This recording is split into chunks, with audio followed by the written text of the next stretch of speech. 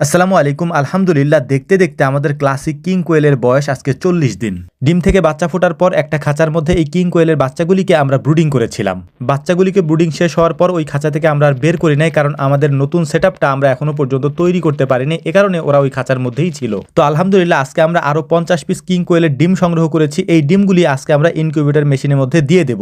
এর পাশাপাশি আমরা যে খাঁচার মধ্যে ক্লাসিক কিং কোয়েলের 17 পিস বাচ্চা ব্রুডিং করেছিলাম, ওই বাচ্চাগুলিকে আমরা একটা জায়গায় রেখে দেবো, কারণ ওই জায়গাটা ওদের জন্য ছোট হয়ে গিয়েছে, যেহেতু ওইগুলো অনেক বড় হয়েছে আলহামদুলিল্লাহ এখন। তো যে 50 পিস ক্লাসিক কিং কোয়েলের ডিম আমরা সংগ্রহ করেছিলাম, সেটাকে আমরা আমাদের ইনকিউবেটর মেশিনের মধ্যে আজকে দিয়ে দিলাম। তো এখন আমাদের কাজ হচ্ছে ওই ক্লাসিক কিং কোয়েলের যে 17 পিস বাচ্চা আমরা ব্রুডিং করার পর বড় করেছি, ওই বাচ্চাগুলিকে সুন্দর একটা সেটআপ আমরা তৈরি করে দেবো ইনশাআল্লাহ আজকে। এর জন্য প্রথমে আমরা বাজার থেকে এক বস্তা তুষ নিয়ে এসেছি, কারণ তুষ আমাদের কাছে ছিল না। তুষ দিয়ে আপনাদেরকে দেখানোর চেষ্টা করতেছি মূলত কোথায় আমরা এই বাচ্চাগুলিকে রাখার একটা সিস্টেম তৈরি করেছি। এই যে খাঁচাটা দেখতে পাচ্ছেন, এটা হচ্ছে আমাদের কোয়েল পাখির বাচ্চা ব্রুডিং এর জন্য এই খাঁচাটা আমরা সংগ্রহ করে এনেছিলাম। তো এই খাঁচার একেবারে নিচের যে খাঁচাটা রয়েছে, সেটার মধ্যেই আমরা এই কিং ক্লাসিক কোয়েলগুলিকে আপাতত রাখার চেষ্টা করব, যতদিন পর্যন্ত আমরা আমাদের নতুন সেটআপটা তৈরি করতে না পারি। তো আলহামদুলিল্লাহ, সুন্দর করে তুষ আমরা বিছিয়ে দিয়েছি এই খাঁচার মধ্যে। এখন আমাদের দরকার একটা সুন্দর ডাল, যেটা আমরা এই খাঁচার মধ্যে দিয়ে দিতে পারবো এই পাখিগুলির জন্য। তো অনেকক্ষণ ঘোরাঘুরির পর সুন্দর একটা ডাল আমরা পেয়েছি। এখন এই ডালটাকে আমরা নিয়ে যাবো আমাদের খামারের মধ্যে, নিয়ে এটাকে সুন্দর করে কেটে তারপর আমরা ওই খাঁচার ভেতরে এটাকে ঢুকিয়ে দেবো।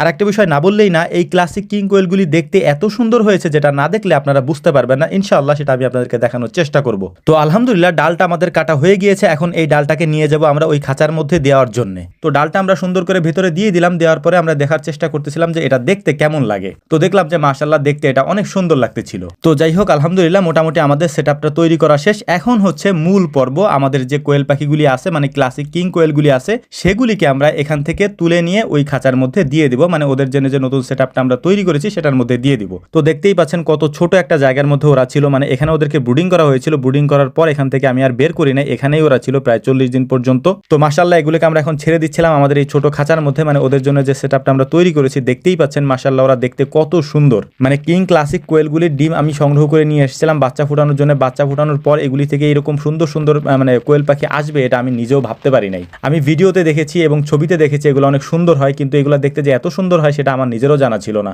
ওদের পা গুলো হচ্ছে হলুদ এবং গলার কাছে ওদের যে কাঠিগুলি আছে, এগুলো দেখলে আপনার নিজের কাছে অনেক ভালো লাগবে। যদিও এগুলার পরিপূর্ণভাবে এখনো পশম চেঞ্জ করে নাই, মানে ওদের শরীরের যে পালক আছে এটা এখনো পরিপূর্ণভাবে চেঞ্জ করে নাই। এটা যদি পরিপূর্ণভাবে চেঞ্জ করে, দেখতে আরো সুন্দর লাগবে ওদেরকে। তো ছোট্ট ওই জায়গাটার মধ্যে ওরা এতদিন ছিল, তো বড় জায়গায় ছাড়ার পরে ওরা খুব উৎফুল্লভাবে নড়াচড়া করতেছিল এবং খুব সুন্দর করে ডাকতেছিল আর কি। ডাকটা আমরা আগে পরে দেখি নাই, কারণ ছোট্ট জায়গার মধ্যে ছিল, আমাদের ওদের তেমন যত্ন নেওয়া হইতো না আর কি। তো আজকে এখানে দেওয়ার পরে দেখলাম যে সুন্দর করে ওরা ডাকতেছে। তো যাই হোক, সবকিছু কমপ্লিট করার পর এখন আমরা ওদেরকে খাবার দিয়ে দিতেছি সুন্দর করে এই সেটআপের মধ্যে। এখানে আমরা রাখবো না, কয়েকদিন পর এখান থেকে আমরা ওদেরকে সুন্দর একটা সেটআপ তৈরি করে সেখানে ওদেরকে রাখার চেষ্টা করব, যেহেতু আমাদের এই জায়গাটা হচ্ছে ব্রুডিং এর জন্য। আর আমরা ওদেরকে এখানে রাখলে আমরা অনেকগুলা বাচ্চা এখানে ব্রুডিং আর করতে পারবো না, যে কারণে ওদেরকে সুন্দর একটা সেটআপ দিয়ে আমরা সেখানে সরিয়ে দেবো ইনশাআল্লাহ। তো মাশাআল্লাহ, দেখতেই পাচ্ছেন যে এগুলা অনেক সুন্দর করে ঘোরাঘুরি করতেছিল ভেতরে, কারণ অনেকখানি ওর জায়গা ওরা পেয়েছে।